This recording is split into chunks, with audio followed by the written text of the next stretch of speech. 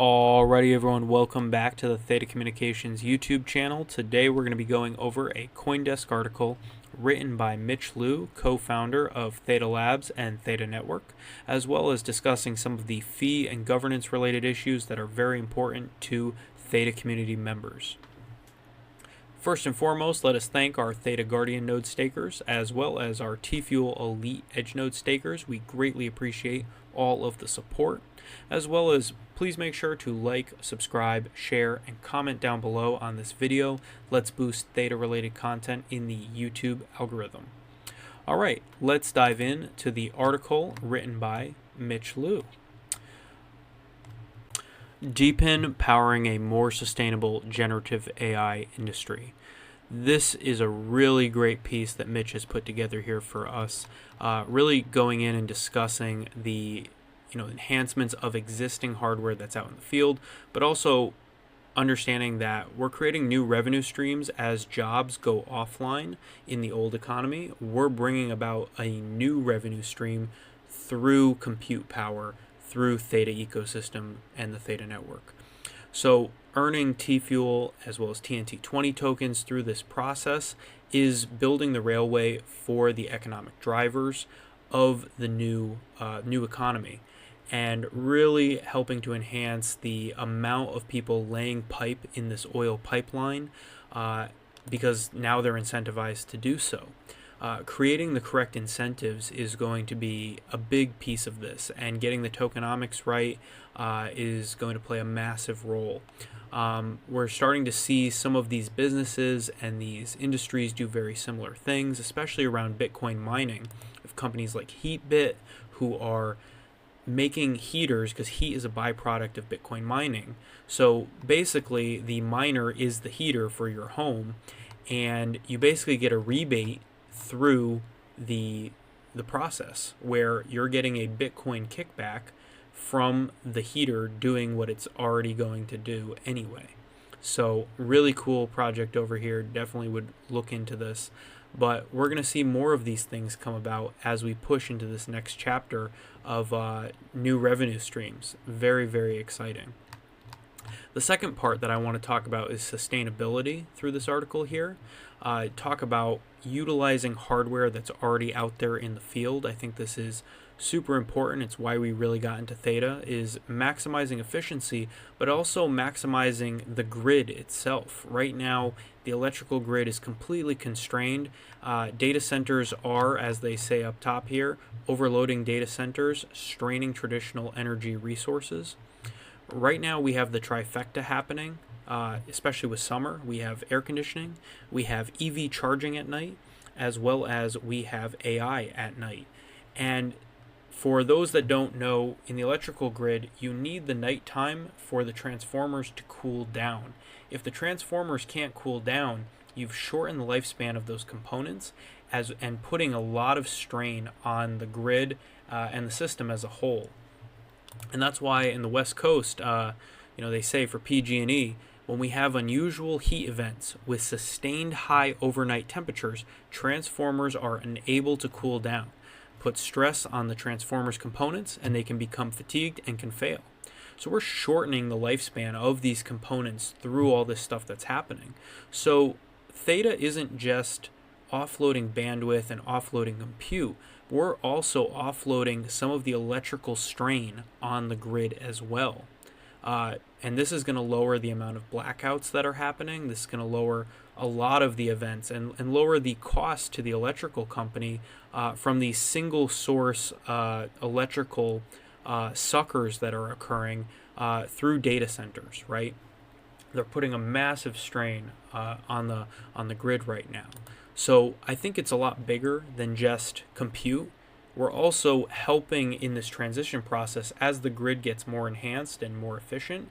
We're not there yet. The gauge and the wiring isn't the size it needs to be to actually, if you've been to a Tesla supercharger, look at the size and the gauge of the wire. They have even more enhanced superchargers now that charge even faster. But the gauge of the wire is huge. So you have so much oil, so much juice trying to flow through one wire. We need to enhance that, and I think Theta is in prime position to help take and offload some of the load that is currently overpowering the current grid.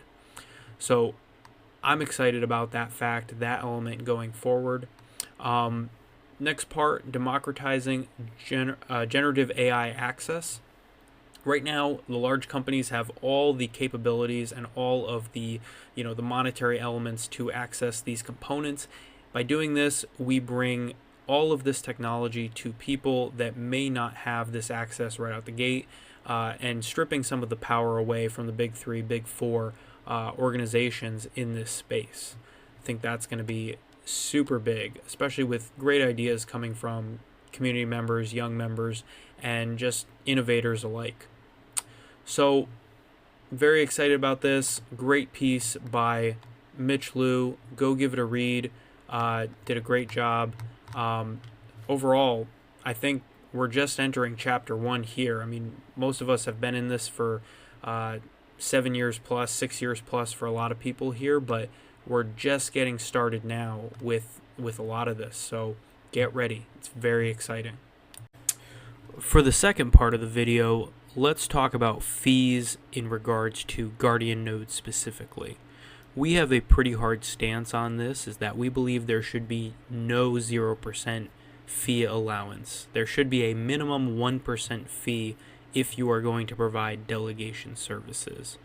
The problem with a 0% fee that this creates is that you're creating an environment where you're giving something, Tfuel in this case, for nothing. There's no transactional volume that's occurring. So there's a lot of Tfuel, or Theta in this case, getting locked up, and it's outflowing a lot of Tfuel, and there's no stopgaps in between.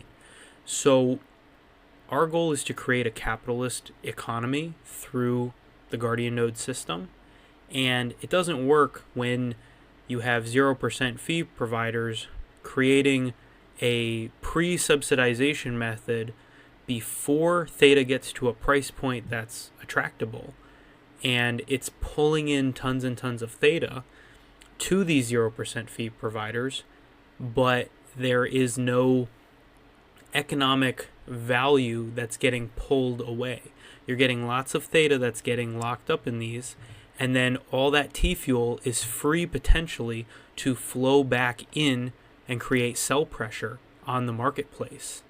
That's why we have a hard stance that there should have to at least put a 1% fee on to delegate and be a delegate provider. Because just in the top 10, you have about $1.86 million worth of Tfuel per year that's coming off of just the 0% node providers. That doesn't seem like a lot over a year, but it's a pretty sizable amount considering we're doing Elite Booster, which the goal is to lock up Tfuel, but in turn with the Guardian node, we are allowing activity that's anti-Tfuel soak up, right?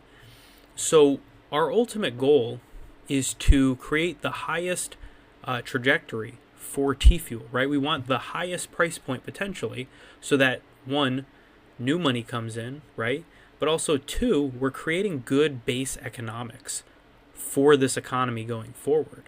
If we're doing 0%, new businesses and new leaders don't want to come in and be Guardian node providers, right? Because there's no meat on the bone to grab when you have tons and tons of soak up coming from 0% providers.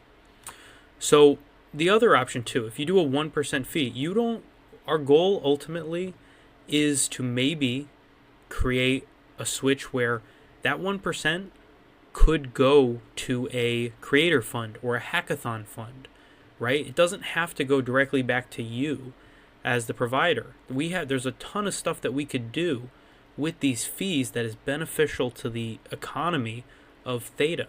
But right now, what we have done is we've moved away from a capitalist structure. We've moved into a socialist structure where it is applauded to run a 0% node. And I don't think people really understand what that's doing potentially to the economics of this, right? But it's also promoting this subsidization behavior before the business model is even cash flow positive.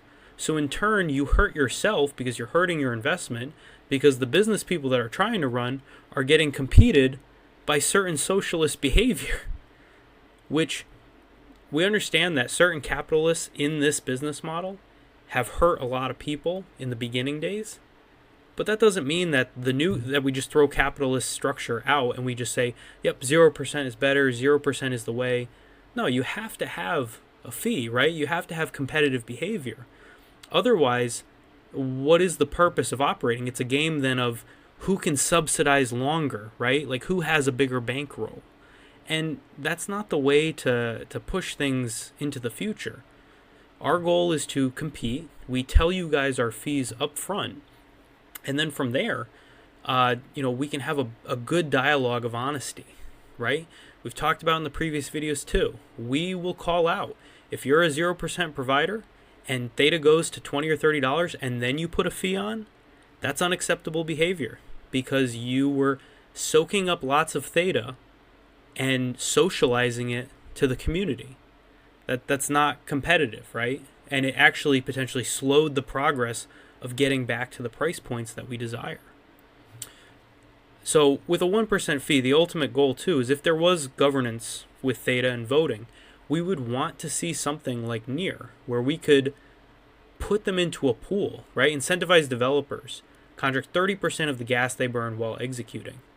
So creating a way where we can create like a fund wallet or a hackathon wallet to refill the cup of economic activity, I think is the most essential thing that we can do to help. And I know that Mitch is looking at these things because even in this article here that he wrote, he's looking at Near, and Near has a very good, robust tokenomic model. So if we can create a model where we can fill cups with Tfuel that we can then grant out or provide to developers, that would be the ultimate. But the problem is if we're just letting Tfuel leave the coffers willy-nilly, then there's no refilling of the cup.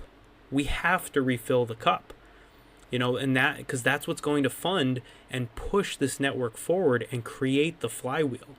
We can't create the flywheel though from a 0% basis. So that is our take on the 0% fee thing.